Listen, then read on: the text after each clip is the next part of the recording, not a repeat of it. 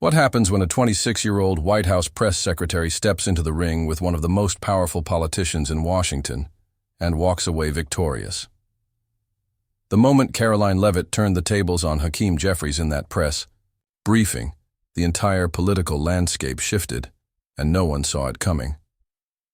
The cavernous press room buried deep within the marble veins of Capitol Hill held an eerie stillness that morning, the kind that made seasoned reporters glance sideways at one another, uneasy, without knowing exactly why.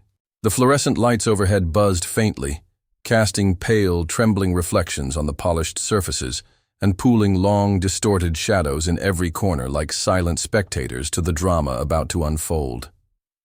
Rows upon rows of tightly packed chairs formed a sea of anticipation, each seat occupied by journalists who had weathered countless administrations, each notebook splayed open with pens poised, hands twitching slightly in the taut silence. Massive camera lenses loomed like mechanical predators, whirring softly as they focused in on a lone figure standing behind the monolithic podium that seemed almost too large for her. Karoline Leavitt, a figure slight in stature but steel-forged, in demeanor, stood composed beneath the scrutiny of hundreds of eyes. At just 26 years old, she was already a historical outlier, a singular phenomenon in a town that usually demanded decades of grinding experience before even grudging respect was earned. Across the wide room, almost lazily, Congressman Hakeem Jeffries reclined in his chair, his expression one of detached amusement, yet his sharp gaze never wavered from Leavitt. It was a look not of open hostility, but of something far more dangerous, calculated, predation, the cool analysis of a man measuring his opponent's weaknesses before striking. The press room thrummed with the heavy, unsaid knowledge that this was no ordinary briefing, no dry recitation of policy points and media talking heads. No, this would be something else entirely, a clash, a confrontation poised delicately on the knife's edge of public spectacle and private vendetta. And nobody, not the most jaded reporter nor the most seasoned political strategist, could predict how the next few minutes would tilt the axis of Washington's power structure. Jeffries, a master of timing honed over years of legislative battles and press ambushes, bided his moment with the patience of a coiled serpent. He allowed the perfunctory, low-risk questions, minor skirmishes about infrastructure funding and trade negotiations, to exhaust themselves in the air, his demeanor almost bored, his eyes hooded. But beneath that facade, he was calculating, waiting for the perfect opening. And then, like an actor stepping into a critical scene, he made his move, not with a shout, not even with a raised hand, but with an intangible gravitational pull that drew all attention toward him. Conversations died mid-sentence. Pens froze mid-word. "Ms. Leavitt," he began, his voice sliding through the room with the ease of velvet but the latent threat of a dagger hidden beneath its folds. "Your administration has spent weeks touting the success of its immigration policies, yet the reports coming from our border agents, from humanitarian watchdogs, and even from dissenting voices within your own party, paint a portrait starkly at odds with the rosy image you present." He paused, a deliberate, almost theatrical silence, allowing the question's sharp edges to dig into the gathered minds like barbed wire. Then, with the practiced cruelty of a man who had ended many a political career with a single stroke, he continued, voice dipped in honeyed malice. "Given this overwhelming evidence to the contrary, how can you, in good conscience, continue to claim these policies are working? And more importantly," another calculated beat, letting the blow land, "should the American people view this as incompetence or intentional deception?" The room drew breath collectively, as if the very walls had contracted inward. This was no longer an information session. This was open combat, with reputations, careers, and perhaps the future credibility of an administration hanging in the balance. For one endless, breathless moment, the entire room teetered on a precipice, waiting to see whether the young press secretary would falter under the weight of the challenge hurled at her feet. And then, with a stillness that was almost otherworldly, Karoline Leavitt moved. She did not flinch, did not avert her gaze. did not fumble nervously through papers or glance pleadingly at aides. Instead, she regarded Congressman Jeffries with a gaze so piercingly calm, so unnervingly measured, that a few reporters unconsciously leaned forward in their chairs, sensing the tectonic shift unfolding before them.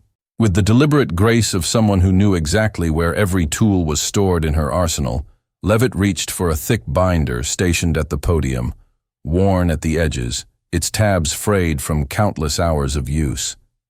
Her fingers, steady as a surgeon's, found the exact section she needed without hesitation. The silence stretched further, 5 seconds, 10, 15, a pregnant, crackling hush filled with the static of 100 held breaths. And then she spoke, her voice even and firm, each syllable landing with the weight of a gavel.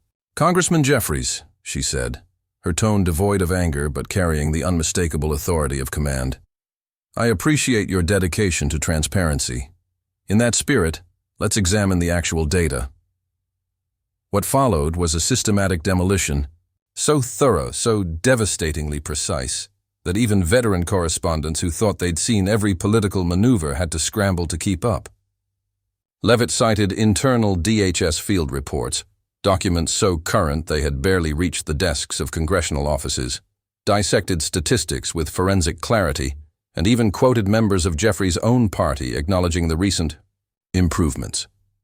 The final breathtaking blow came when she produced a signed letter, bearing the names of both Republican and Democratic governors from border states, praising the administration's operational reforms. She concluded with a surgical, almost chilling efficiency.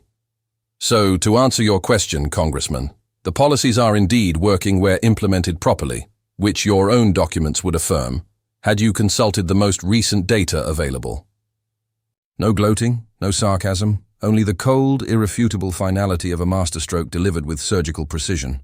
And when she closed her binder and looked up, the subtle message, Jeffries had walked into this unarmed, hung in the charged air like the aftermath of a lightning strike.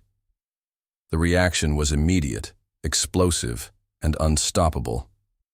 Within minutes, Twitter erupted in a digital supernova, clips of the exchange being sliced, shared, and remixed at the speed of outrage and awe. The hashtag, #LevittSlay, detonated into the national consciousness, climbing the trending charts with breathtaking speed as thousands, then millions weighed in. Conservative pundits declared her the new Iron Lady of American politics. Memes proliferated, showing Levitt slaying dragons, dueling titans, standing atop the metaphorical ruins of her fallen adversary. Liberal commentators, meanwhile, scrambled to reframe the narrative, some calling it an unfair ambush or a rookie's lucky day, but the energy of their defenses betrayed their own uneasy recognition. Something seismic had happened. Yet beyond the noise and fury of the internet, more consequential tremors rolled through the hidden arteries of Washington. Senior lawmakers who had previously dismissed Levitt as a political ingenue suddenly found themselves re-evaluating their assessments. Veteran strategists sent late-night emails demanding new research dossiers. Lobbyists and influencers whispered her name over steakhouse dinners, wondering what it would mean if this young woman, barely out of her mid-20s, was not just a one-off sensation, but a genuine rising star. The White House Communications office, stunned by the viral outpouring, saw their inbox swell with interview requests, profile features, speaking offers.